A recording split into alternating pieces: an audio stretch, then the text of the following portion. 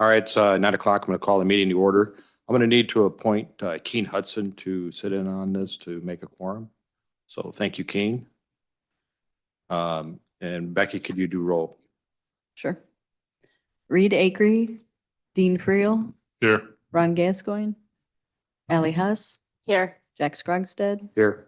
Katie White, and Keen Hudson for quorum. Present. Okay, public attendees. I see Greg walked in from the Reagan Mass Transit. He also provided us a report. Greg, would you, always right at the podium, ready to go. You All know right, it, Jack. Great. Greg, go ahead. All right, thank you. Just some highlights from the last months of activity. Happy to say that we finished our first year as Reagan Mass Transit District as of the end of June 30th. So we are now in our second fiscal year as the entity of Reagan Mass Transit District. Sort of a celebratory in nature, and I'd like to extend an invitation. Tomorrow is National Rural Transit Day. And so in accordance with that recognition, we're actually doing an open house from 11 in the morning until 1 o'clock in the afternoon. I have some flyers to hand out or leave. By all means, if you have a chance to stop by, and if you've never actually seen our facility or had a tour, by all means, we will facilitate some of those tours and also have some light refreshments from 11 a.m. until 1 p.m. So all is welcome. You can see some of the end of the ridership data that we had for fiscal year 25, 91,175 rides, 28,603 service hours, 770,000 miles of service, and quite an investment in fuel cost at $227,000 for the past 12 months of activity. I'm also happy to say that as of the 1st of July, we started a new service in collaboration with Winnebago County government. So we are now operating the rural Winnebago County Public Transportation entity. So it's basically the western portion of Winnebago County. And I'm happy to say that some of the initial conversations we've had up there with entities is actually yielding riders. It's going to be a slow trickle to begin with, but we've never started an entity like that before. So we're very excited about what could be potentially a new service area for us moving forward. And I would say the only other highlight I would like to make is we have started a full hydrogen feasibility study with the University of Illinois, Urbana-Champaign. And we are looking at whether or not that's a feasible solution to potentially using that as a fuel source and fuel cell vehicles for rural public transportation here in the state of Illinois. So, Jack, unless there's any questions, that is my report. Any questions for Greg on what he's got? All right. I also, I do recommend taking that tour. It's a really neat facility that they have here. So, all right. Thank you, Greg. All right. I don't see any other public attendees. Okay. So let's go to the approval of the minutes. Hopefully everyone's had a chance to take a look at them. If there are no changes or corrections to the minutes from the June 10th meeting, once, twice, they will stand as presented. All right, transportation. Dave was not able to attend the meeting today, but he did submit a very detailed report. I hope everyone took the time to take a look at that. There are a couple of items that need action from this committee. So we could put a motion on the table. So if is there a motion to move the Agolinas Solar Illinois 2 LLC road use agreement for Reynolds Road, the executive committee for inclusion on the county board agenda? First by Dean Friel, second by Allie Huss. There's any questions or comments on that? No questions. Everyone's pretty clear on that. Okay. All right. No comments. All those in favor signify by saying aye. Aye. All opposed? That motion made it. Okay. The second one is an award bid for a drop off on the recycling pickup. Is there a motion to award the bids as presented to the committee to the low bidder, which was Midwest Disposal. First by Dean Friel, second by Keen Hudson. Any discussion on that? No discussion. All those in favor, signify by saying aye. Aye. All opposed, motion carried. Okay, next on the agenda is Jennifer Boyd. Jennifer, would you like to walk your report through the committee?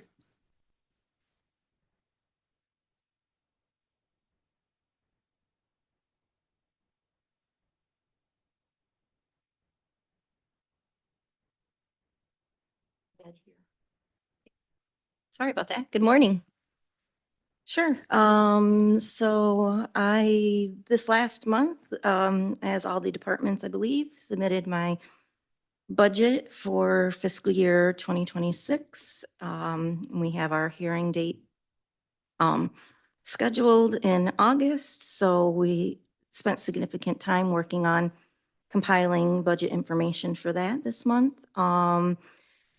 Just on Friday, I had committee and board meetings. I held the annual farmland assessment review meeting, committee meeting, and we do that annually to approve the certified equalized assessed values for the farmland values, and the board did approve those values. We also held our opening board of review meeting. So Board of Review has convened for the 2025 year.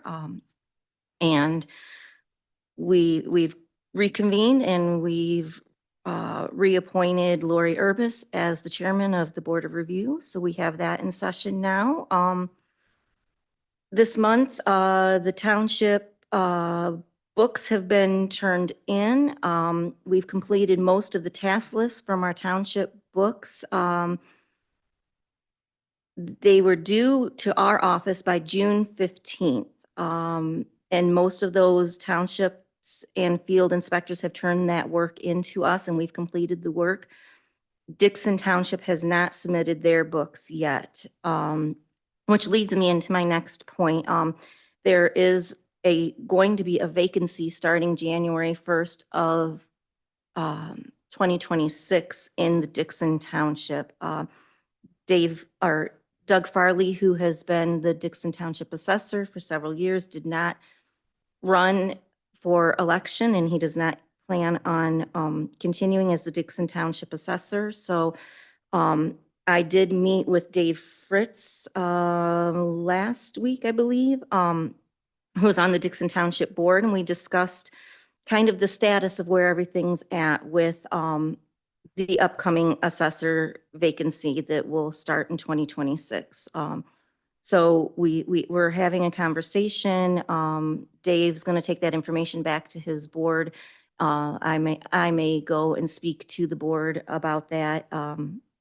There would be a significant burden if the county were to take on the entire Dixon Township assessing.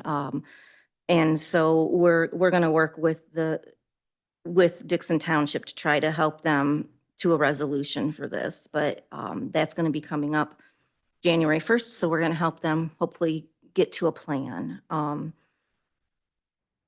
My supervisor assessment reappointment, it's already been 4 years since I've been appointed. My 4-year term is up in August. So I've submitted my certification of educational qualification to Jeremy and Becky, and that will go to the executive committee for my reappointment for the next 4 years. So that's kind of what's been going on in the assessment office. The GIS department, Sammy and Logan in our GIS department, they are at the annual Esri user conference this week, so they're not able to be with us today. This conference showcases new ways to enhance efficiency, emphasizes regional collaboration with municipalities, provides hands-on skills and exposure to new tools, and allows for networking opportunities. And introduces the latest innovations in AI, LiDAR, and 3D visualization. So it's a really great conference for them to gain some new experiences and education to bring back to Lee County. some projects that are going on in the GIS department. We are working on the Esri licensing transition. Due to Esri's upcoming changes in licensing, the costs are increasing and the GIS department is transitioning to a new licensing agreement that will better align with the county's needs and allow for broader access to the ArcGIS software across the county and with our constituents. Under this new agreement, the GIS department will serve as the host to all the licenses, and then our external partners, including ETSB and the city of Dixon, including the water department and city fire right now, will contribute directly to the GIS fund for their Esri licenses. So we'll do the hosting of those licenses. The new licensing agreement will provide room for growth within Lee County GIS department, both internally and collaboration with the municipalities we support. And so that enterprise agreement has been signed by the county and is now in front of the city for review and their signature. A couple of the other projects that we've talked about before that we're working on is the ArcGIS Pro. ArcMap is retiring in March 2026. So we are working on getting transitioned into the ArcGIS Pro. That will be the replacement for that. And we're also working on upgrading to the parcel fabric that involves moving the county's parcel polygon data from the existing legacy system to Esri's ArcGIS parcel fabric that is in ArcGIS Pro. So we'll need to get the ArcGIS Pro up and moving, and then we can transition into that parcel fabric. We're working on some technical proposals for the for some contractual help on that parcel fabric we're looking at the pros and cons of the two companies that can help us with that. So we're looking at the quotes for those. So we have to do the ArcGIS Pro first, and then we can look at moving into the parcel fabric. So those are kind of some of the bigger things that are going on in the GIS department. They also submitted a monthly report of the other day-to-day things that they've been working on. Is there any questions for me? Any questions for Jennifer? I do. You're welcome. Hey, no, I do. Jen, hey, would you be Yes, able sir. to explain to us what qualifications it takes for someone to become an assessor in a township? Do they have to take coursework? Do they have to be certified? What does that look like? So the certification is the same that I have to have. It's the CIAO certification. There's coursework that's involved. There is specific courses that have to be completed. They have to have a 2-year background in the field of the work. And then, I have specific information if somebody is interested, if somebody wants to see if they're qualified, and then they have to submit their qualifications to the state and get that certification like I submitted to you that I'm currently meet the qualifications. Sure. So if anybody was interested, they could come to your office and meet with you potentially Absolutely. to understand what that position might look like in a township. Absolutely. Perfect. Yep. Thank you. You know, and just to kind of go on that too, you know, I mean, does the person that would be wanting to be the assessor for the Dixon Township, does they have to get the approval of her or just by the township itself with that particular qualifications? You know, it's just, I mean, Mr. Farley's had this position for a long time.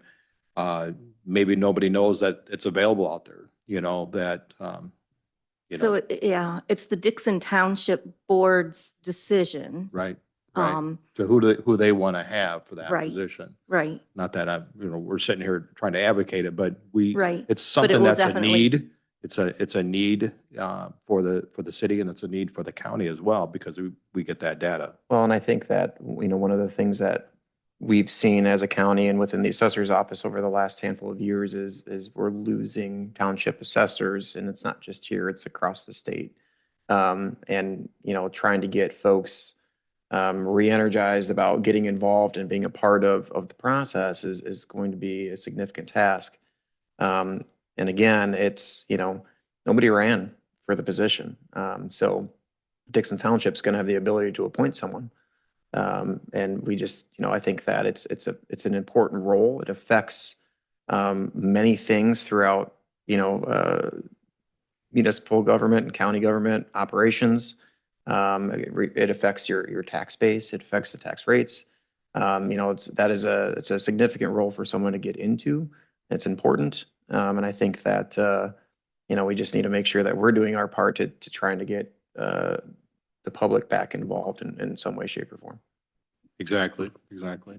And just to add one thing is statutorily, it will fall on the county to do the assessment work if the township does not find someone to do it. And it will be a significant burden on our office. So we want to get involved and try to find the best solution going forward.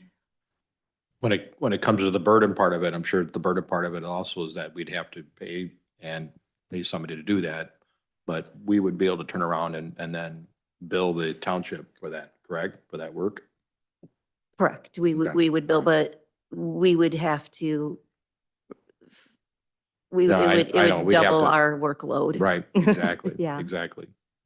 Okay. Any other on this? Okay. Yes, I have a question. Jennifer, under the CSRI licensing transition, I understand that it will include ETSB, City of Dixon, Water Department, City of Dixon Fire Department, and they will contribute directly to GIS fund for their ESRI license? Yes. Okay, So- does that mean that they're going to be paying a fee then also? Is that just for a license fee or they be paying a fee to GIS? So they will be paying, currently, the city water, for the water department, they pay a GIS hosting fee because we host GIS for them. But separately from that, the licensing, just for the licensing, they will be paying us for their licenses. So we really need to kind of develop this out a little bit still, but for the actual licenses, the City of Dixon Water, ETSB currently pay ESRI directly. And now City of Dixon Fire has a new application that they're wanting to start that our GIS department has already developed, but they need the license for. Instead of paying ESRI directly, when we get this new enterprise agreement, we're going to pay for all the licenses to ESRI, and then each entity will pay us instead of paying ESRI. Okay, does that mean those fees, will they go directly to GIS or they go toward like the general fund? GIS. They will Okay. we will be paying ESRI out of the GIS fund, and the money that gets paid will go back into the GIS fund to replenish those fees. Okay, And then hopefully we will, as the need for GIS grows, hopefully we will be able to bring on other entities that need our services, and we will be able to charge them also and keep recouping more fees as time goes on. okay, so that the income will go directly to the functioning and operation, the GIS. Absolutely. Okay, thank you. What you got, Paul? I just wanted to add that in terms of, Jennifer's talking about the licensing, and I think that's the appropriate thing is to ask them to participate in the cost sharing for the licensing. But we also pay a substantial amount just for the file servers that GIS runs on. And unless things ramp up significantly when outside parties might be taking a higher percentage of the storage or their CPU or something, I don't see us breaking out the cost for the infrastructure and passing along those costs, because whether or not we had partners or not, we would still need to pay for that for ourselves. Now, if it comes to a time where there's a special add-on or special server requirement, physical, we'll talk about it and see if there's something we want to pass on, because the costs for the servers aren't necessarily inconsequential. I mean, they do cost something, but we would need to pay for those whether or not we had partners or not. But if you ever have a partner that's requesting something that requires a ramp up on the hardware configuration, we should talk about that going forward. But I don't expect that in this fiscal year and probably not in the next because Jennifer's got her hands full moving to the new ArcGIS Pro. So, but I just wanted to, you were mentioning cost and where the costs are. There are costs associated necessarily with her operations, but it's just part of the IT budget like many of the other ones for the courts and things like that. Okay. All right, thank you. Thank you. All right, great questions. All right, anything else? All right, let's move on to County Board. Jeremy, do you got anything to report to us?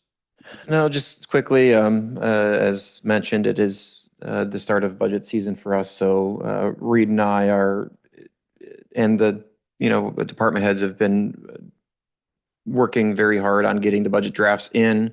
Reed and I are starting to work through those budget drafts and starting to kind of clean things up a little bit and work through that. Then we're going to host meetings with the department heads internally and work through some of the questions that we have before we bring that back to the budget meeting process. So that's really what a lot of us are working on right now. Again, it takes quite a lot of time to make sure that we're working through that process and being as clean as possible, making sure that we are being vigilant in that process. So that's taken a lot of our time right now. In regard to the broadband project, there is still a lot in flux with that.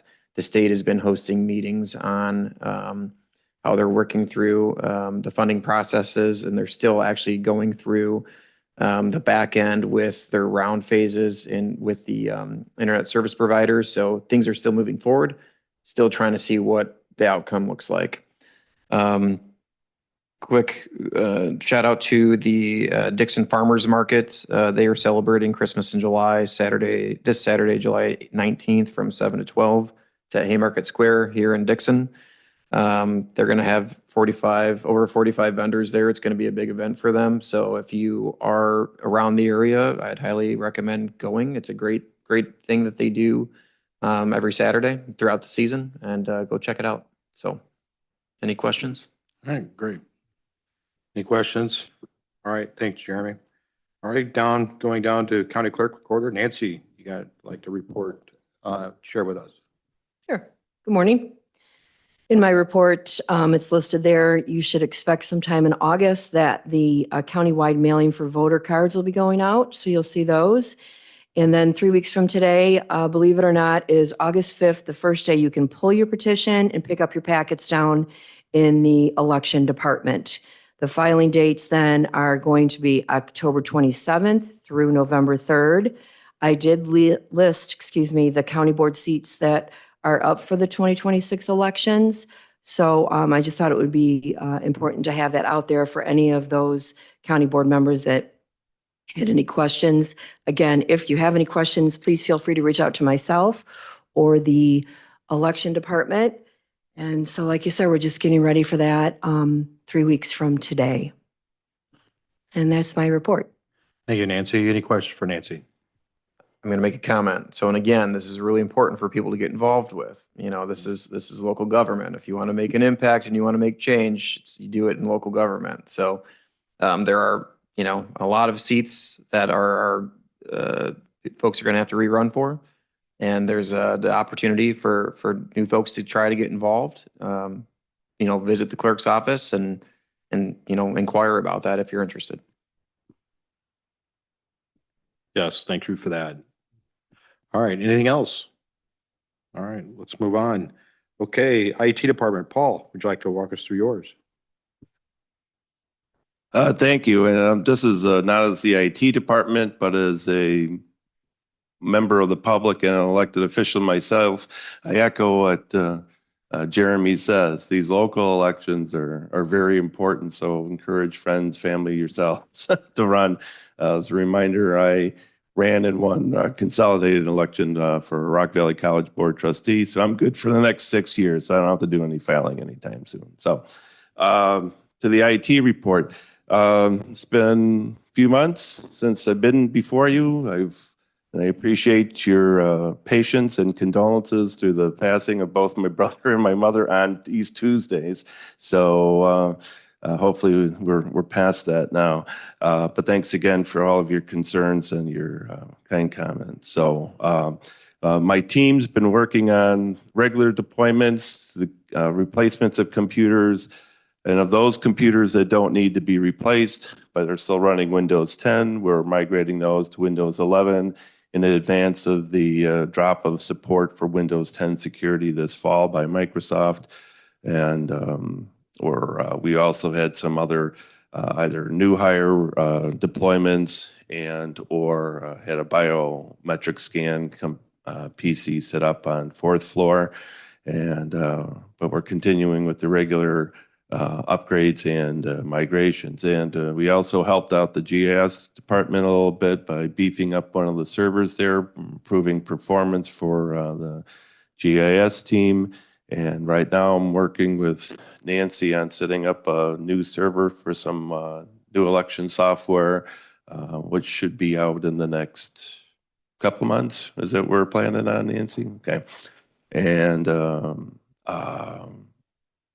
also be working with Eric and facilities on the networking for the build out in the old jail.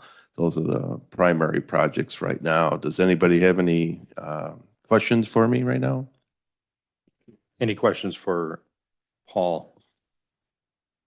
Paul, appreciate everything that you and your team is doing. So Yeah, I want to do a call out to Jonathan and Travis. They've just kind of kept the work rolling along and providing support and doing the rollout. So that's Jonathan Hendrickson and Travis Null. Thank you. yeah, doing a great job. All right, thank you. All right, moving down to ROE. Chris is not here, but Josh is filling in those big shoes. Thanks. Go ahead with the report. They are big Josh. shoes. Thank you. Chris shared the full report. You guys should have that, but I just wanted to highlight a couple of things. First of all, we are very thrilled to announce the expansion of our Innovative Student Mentor Program. We piloted it this last year at Amboy School District, and it went really well. We saw a lot of positive data that came out of the program as far as reduced discipline rates, increased attendance rates, and increased academic performance as well from some of those students who traditionally struggle throughout the school year. So it had great success there. So we were able to expand it into a few other districts. We're welcoming Rock Falls, District 13, Forston, and Mount Morency school districts this year in this program as we continue to look to grow the program. And I think as more data comes in from other school districts, not just Amboy School District, the more schools are going to see how that has had a positive impact on the school districts that are doing this program. So I think it would expand, continue to expand to more and more school districts. Our ultimate goal is to have this program in all 24 of our public school districts that we serve in Leoga and Whiteside County. Our Office of Professional Development is served in June. We're very busy at the Regional Office of Education, and they served over 132 teachers and administrators alone in June. Our Nexus program has started accepting new and returning families from school districts for the 25-26 school year as of July 1st. So they're actively working on and preparing for the upcoming year. Our Education Outreach program has seen an influx of youth seeking assistance in earning their Illinois high school diploma. We have a wait list now of over 20 kids that want to get involved in the program. And it has been, the calls keep coming in and that list keeps growing. So we're looking forward to helping those students fulfill their needs to get a high school diploma through the state of Illinois. So we're really positive that that program is going really, really well right now. Our McKinney-Vento homeless program, the current grant cycle is in its finest month. It ends August 31st. There is a lot of uncertainty with this grant because it is a federal grant. And with the differences, I'll just say, between the state of Illinois and our governor versus the president, it could have some impacts on that federal grant, at least on how it's funded. Right now, it comes to our office. We are the hub for the whole area too, which is Leoga, Whiteside County, Carroll, Joe Davidson, Stevenson County, Boone, Winnebago County, and LaSalle, Marshall, Putnam County. So we run that grant for that whole area, which is called Region 2 in our area, in our region. But there's talk about it might be going to the individual school districts as well. So we'll see how it goes. But the money's supposed to be there one way or the other. It's just going to be how it's distributed or how it's ran. So, but that helps McKinney. It helps the homeless population in our communities, helps them with anything from school supplies to personal supplies like shampoo, soap, all that kind of stuff. Anything we can do to help those homeless students and families to still get those kids in school is what they're looking to do with that. So hopefully that money keeps coming in. At our alternative school, a major emphasis going into this next school year for us at the alternative school is we're going to look to increase our vocational education opportunities for our students. We recognize that the importance of preparing students not only academically, but also for success in the workplace. So we are exploring different partnerships, program development, and new curriculum enhancements aimed at equipping our students with employability skills that they'll need to be successful in the workforce when they get done and finish our program at our alternative school. So we're really looking forward to that. We're going to start a work-based learning program this year where hopefully some of our students will start going out as part of the school day, being in the community working as part of their school day, and then getting academic credit for that as well. It's a program that we are really looking forward to starting, and we're going to start it this fall in August. So that's it for my report. Does anybody have any questions? Any questions for Josh? Yes, Josh, I totally agree. I wish both the government, federal and the state could work together on some things, so. All right, moving on to Veterans Assistance. Jim could not make it. He did provide us with a report of things that he's been doing. Jeremy, just, you're working on budgetary things. Are we going to be working on that? Yeah, budget for- we have, we're in our draft budget. We have a VSO in that Awesome. for this All right. upcoming fiscal. All right. All right. Just wanted to make sure we got that. All right. Moving on to zoning and planning. Alice, you're up. Good morning. Actions coming from the zoning hearing officer. We have petition 25P 1646 by Grace Fellowship Church in Sublette. This is the first petition heard by our zoning hearing officer. The parcel is located at 504 West Main Street in Sublette. The reason for this zoning, they're seeking a special use permit is because under our current code, operating a church requires a special use in the R2 district. This structure has been there since the 1800s, has been operated as a church. So what our code requires is that in these situations that they become compliant with the current zoning before they're able to do anything further with the property. So this hearing was more or less a formality.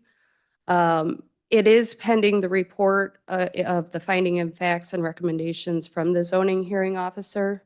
With this new format, we are learning, trying to figure out how to make this work with our current board format. We are hoping to have that report in time to get it before executive so that we can get it before the county board this month. Actions going to the zoning hearing officer. We have petition number 25P 1649 by J.W. King Family Limited Partnership. This parcel is located at 1215 Institute Boulevard in Dixon. It is currently zoned R2. They are seeking a map amendment to rezone the parcel to Ag 1, Rural Agricultural District. And the second petition going to the hearing officer is petition number 25P 1650 by Gregory L. Husser Trust. This parcel is located at 582 US Route 52 in Sublette. He is requesting a special use permit for the purpose of skilled trades. There are no actions coming from the Planning Commission or going to the Planning Commission next month. In other action from the zoning office, I've provided this committee with a board action request with regard to Agalena Solar Illinois 2 LLC. They are wishing to deviate from the ordinance under which their special use was permitted, so that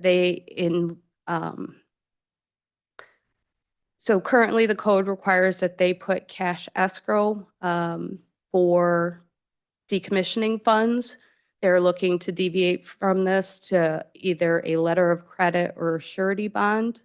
This is in line with what we've done on similar projects, the most recent being Maple Road Solar. Last month, they discussed with the committee a petition to amend a special use permit that was determined to be a minor amendment under the applicable ordinance. Therefore, that was handled administratively, and I have attached a copy of my report or a copy of my determination along with this report.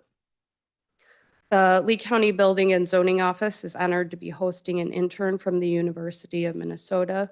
Easton Kudelka is here with me today. He joined our office on June 25th and will be with us through the end of August. Easton has focused his studies on urban planning, so he is right in line with what we're doing in the zoning office. This internship is necessary for him to complete his education, and it is an unpaid internship position. On July 10th, 2025, the Lee County Zoning Board completed its final hearing. They are in recess until Friday, August 22nd, 2025 at 5:30 p.m., at which time they will adjourn the hearing following the vote by the county board, and the board will be dissolved. I invite everyone to attend this final meeting of the ZBA to honor the years of dedication and service to Lee County. That is my report. Thank you, Alice. Yes, we need to honor those gentlemen and the board for all present and past members as well as that.